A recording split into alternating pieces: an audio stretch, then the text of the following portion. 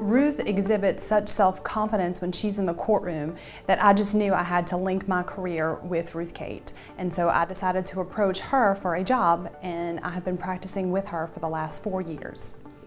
I wish that every young woman had a chance to interact with Ruth Cate. She would clearly make a lasting impression on each one of them. Her professionalism and her classiness shine through, but most importantly, her character. She represents what our mission is for Girl Scouts, building girls of courage, confidence, and character. Ruth has all three of those.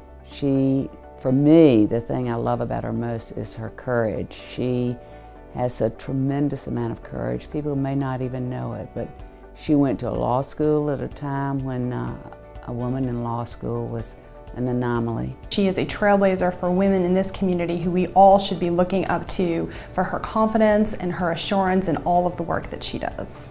When I think about Ruth, I think about a stalwart fighter for her clients, for her causes, and for her family.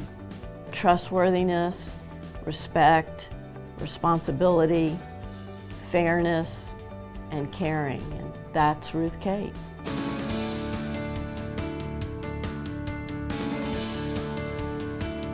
I tell you, when I think of my childhood, I'm one of the lucky ones. I sort of had the whole parents and the picket fence and a mother that was at home with me, and my father was a pastor. But my parents taught me early on to dream big, and really they're the ones who instilled in me the idea of going to law school.